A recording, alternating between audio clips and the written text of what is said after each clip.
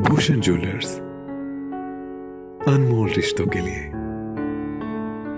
देश भर में आज राष्ट्रपति पद के लिए मतदान हुआ। ऐसे में हिमाचल प्रदेश में सत्ता पक्ष एवं विपक्ष ने अपने अपने उम्मीदवार के पक्ष में मतदान किया।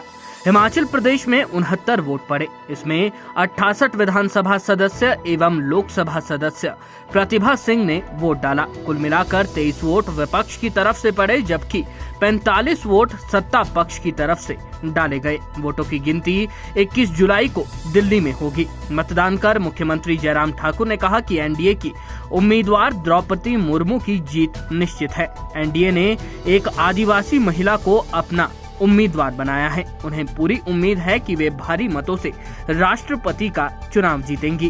क्रॉस वोटिंग पर मुख्यमंत्री ने कहा कि राष्ट्रपति के चुनाव की प्रक्रिया बिल्कुल गुप्त रहती है। ऐसे में सभी ने अंतर आत्मा से वोट किया होगा।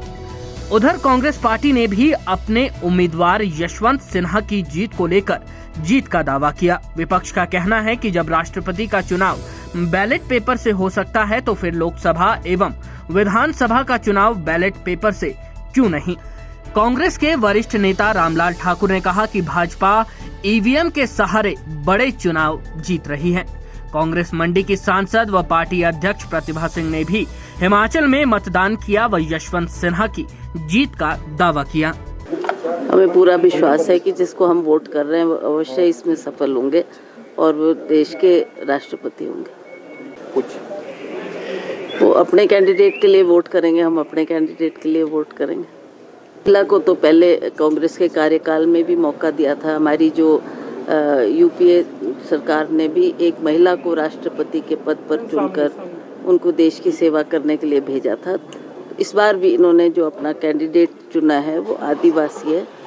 हम उसका स्वागत करते हैं कि ठीक है, वो राष्ट्रपति पद के लिए उन्होंने चयनित किया है। तो आगे देखते हैं कौन इसमें सफल होता है।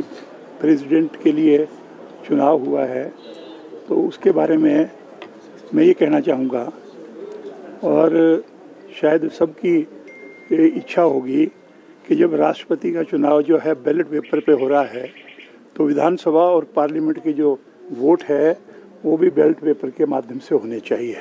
ये मैं कहूँगा ये सब, क्योंकि अगर राष्ट्रपति के चुनाव अगर मान लो बैलेट पेपर पे हो सकते हैं तो विधायक और जो मेंबर पार्लियामेंट है उनके चुनाव क्यों नहीं हो सकते।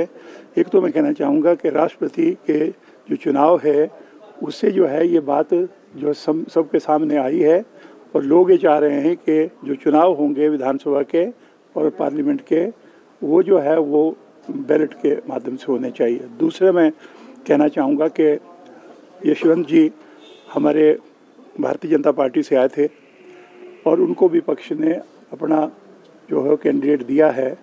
मैं आपसे ये कहना चाहूँगा कि देयर इज़ एवरी पॉसिबिलिटी, क्योंकि उनकी जड़ें जो है भारतीय जनता पार्टी में भी अपने ढंग की जड़ें थी। तो आज जब चुनाव आएंगे तो आप देखेंगे कि क्रॉस वोटिंग होकर भारतीय जनता पार्टी से उनके हक में जाएगी। अच्छा, बैलेट पेपर की बात की, बैलेट पेपर की बात की, ईवीएम पे क्यों विश्वास नहीं है? नहीं बोला नहीं मैंने। तो अगर ईवीएम में विश्वास नहीं है तो राष्ट्रपति के चुनाव में क्यों नहीं करा लिया उन्होंने? नहीं, आप तकनीक के खिलाफ बोल रहे हैं ना। ईवीएम तो टेक्नोलॉजी है आज की। टेक्नोलॉजी कौन सी टेक्नोलॉजी है? आपके अकाउंट के पैसे जो है ना बाहर के देशों में 1 सेकंड में निकल रहे हैं। इंसान की बनाई हुई चीजें हैं ये, और इसमें लोग चंद्रमा तक पहुंच रहे हैं। मैं ये कहना चाहूँगा एवरीथिंग इज पॉसिबल। और अगर मान लो देखा जाए राष्ट्रपति के चुनाव में अगर मान लो बैलेट पेपर से हुए हैं तो मांग हमारी ये है कि स्पष्ट भारतीय जनता पार्टी की सरकार है तो उनको विधानसभा और पार्लियामेंट के चुनाव भी बैलेट पेपर पे करवाने चाहिए। रीजन मैंने बता नहीं दिया आपको। लूटपाट नहीं होनी चाहिए।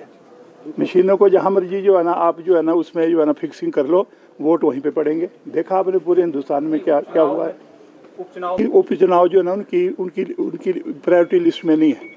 उनकी प्रायोरिटी लिस्ट में है यूपी, क्योंकि सबसे बड़ा राज्य है। उनकी प्रायोरिटी में जो है पंजाब भी नहीं था। और ऐसे में कहना चाहूँगा कि वो ऐसा करेंगे कि पार्लियामेंट में अगर उनका बहुमत आता है तो उसके लिए एन केन प्रकेन सब कुछ करते हैं। सर